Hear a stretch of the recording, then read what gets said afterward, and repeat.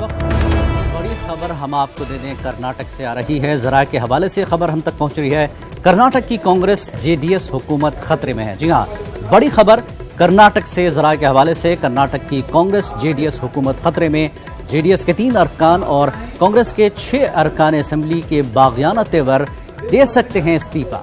कांग्रेस के 2 अरकान असेंबली पहले ही इस्तीफा दे चुके हैं। लगातार सुर्खियों में रहा कर्नाटक में जेडीएस कांग्रेस के रिश्ते कुछ बेहतर नहीं थे। नाराजगियां अक्सर देखने को मिली थी, लेकिन आज जराये के हवाले से एक बड़ी खबर यह है, कर्नाटक में जेडीएस कांग्रेस की सरकार को खतरा है।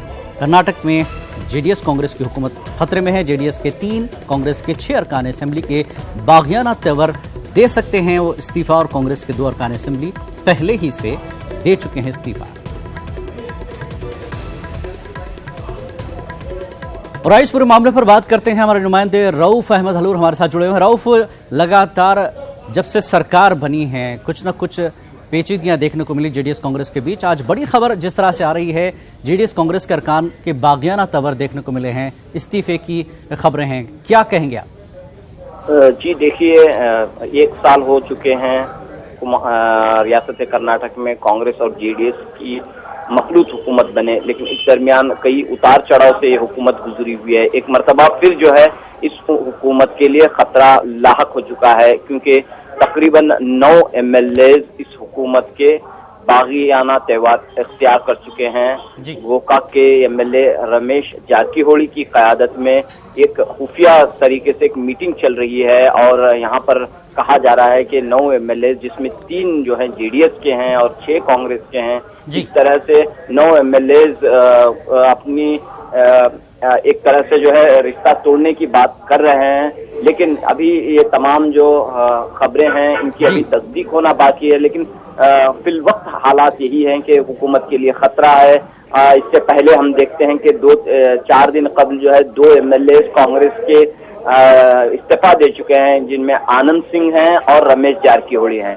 इन्होंने जो है अपना बागियाना तेवर दिखाई दे रहे हैं, इस तरह की बातें आ रही कि ये हो क्यों रहा है जेडीएस बीजेपी के, हालांकि मखलूत सरकार है, आपस में बहुत कुछ समझौते हुए थे, वजह क्या रही इस्तीफा देने की, इस तरह के बागियाना तेवर दिखाने की?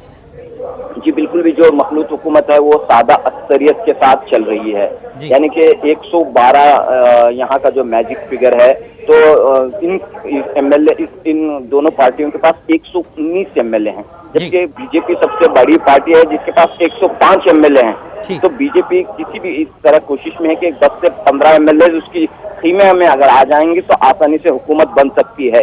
ये बीजेपी की कोशिश रही है, और बीजेपी के रियासती सदर येडियुरप्पा ने हमेशा इस बात की कोशिश की है। इस मरतबा ऐसा लग रहा है कि अगर ये ऑपरेशन कमल या फिर जो भी कहें अगर कामयाब होता है तो मखलूत हुकूमत के लिए खतरा जरूरी है।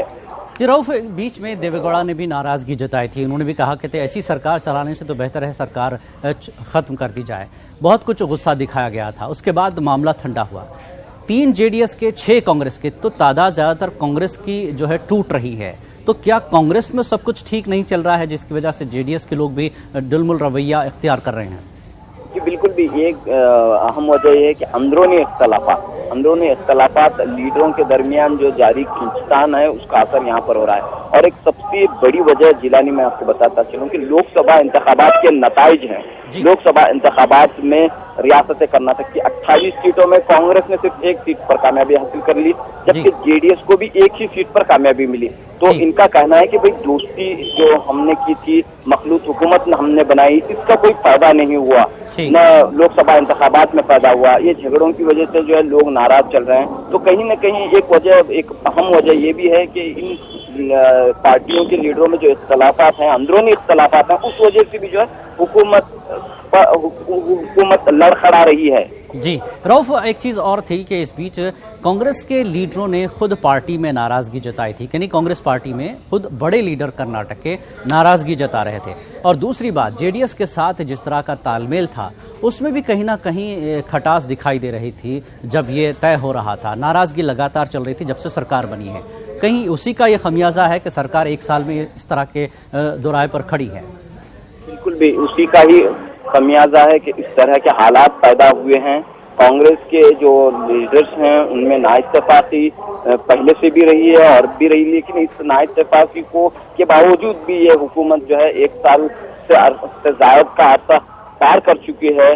और जैसा कि हमने कहा है कि जो मखलूत हुकूमत है उसमें जेडीएस के अरकान असेंबली की तादाद काफी कम है, तकरीबन 48 अरकान असेंबली हैं, बाकी जो है कांग्रेस के हैं। कांग्रेस बड़ी पार्टी है इसमें, लेकिन इस हुकूमत की क़यादत जेडीएस के रियासती सदर जेडीएस के लीडर जो हैं को एचडी कुमारस्वामी कर रहे हैं, वजीर आला एचडी कुमारस्वामी हैं। तो इस लिहाज से कांग्रेस की टीमें में ये हमेशा से एक आवाज उठती रही है कि सिद्धरामैया को क्यों ना चीफ मिनिस्टर का ओहदा दिया जाए, कोई और लीडर को क्यों नहीं ओहदा मिलता, चीफ मिनिस्टर की कुर्सी क्यों नहीं मिलती। ये आवाजें जो है आहिस्ता आहिस्ता उठती रही हैं कांग्रेस के टीमें में।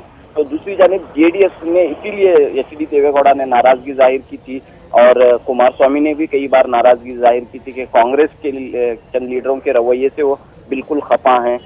तो ये तमाम चीजें जो है इस पर असरअंदाज होती हुई दिखाई दे रही हैं। जी रऊफ, और एक चीज ये है कि कुछ दिन पहले ही बीजेपी की तरफ से आवाज उठ रही थी कि हमारी ही सरकार बनेगी, कुछ ही दिनों में हमारी सरकार होगी बीजेपी में। अपोजिशन लीडर की अगर हम खासकर बात करें बीजेपी के, उन्होंने दावा तक कर दिया था। तो क्या उस दावे की आज सच्चाई में बदलती हुई दिख रही है?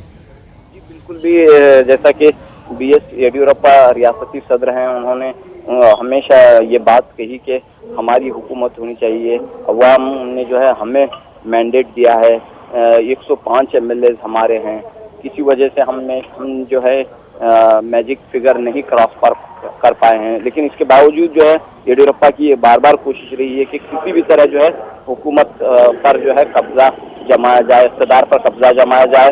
और अब के जो हालात हैं और आज की जो पेशरफ्त हुई है उससे लग रहा है कि येडियुरप्पा के लिए अच्छे दिन आने वाले हैं। लेकिन अभी ये सब चीजें जो है मजीद कबल अज़ वक्त होंगी कि कुछ कहें।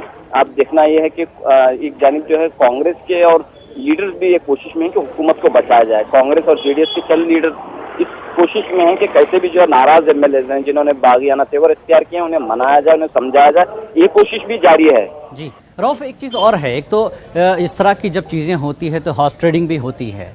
दूसरी चीज़ ये है, जिस तरह से आपने कहा कि पूरे मुल्क में जिस तरह से हालिया लोकसभा के नतीजे हैं और जिस तरह से कई रियासतों में बीजेपी की सरकारें हैं, उससे कहीं ना कहीं स्टेट की जो रियासत की छोटी पार्टियां हैं वो कहीं ना कहीं मायूसी के जो है दायरे में चली गई हैं, जिसकी वजह से पार्टियों में खुद सीनियर लीडर एक तरह की बेचैनी महसूस कर रहे हैं। क्या यही माना जाए या फिर हॉर्स ट्रेडिंग मानी जाए? जी देखिए, इस मामले में यही कहा जा सकता है कि दोनों भी खदशात हैं। एक तो हॉर्स ट्रेडिंग का भी है और दूसरी जानिब जो है कांग्रेस और जेडीएस का कम होता हुआ असर और रुसूख, ये भी एक वजह है। और यहाँ पर इससे पहले भी हॉर्स ट्रेडिंग का जो इल्जाम है वो कोई नया नहीं है, इससे पहले भी ऐसी कोशिशें हुई हैं। या फिर अगर कोई भारी मोटी रकम न भी सही, कोई बड़ा ओहदे का एक लालच बताकर एमएलए को अपनी जानिब खींचने की यहाँ पर कोशिशें हुई हैं।